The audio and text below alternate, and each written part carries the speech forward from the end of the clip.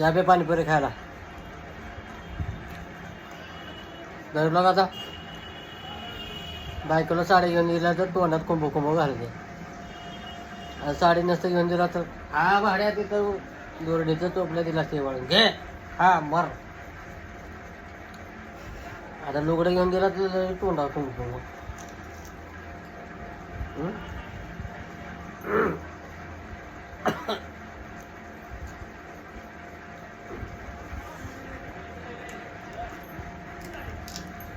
ह्या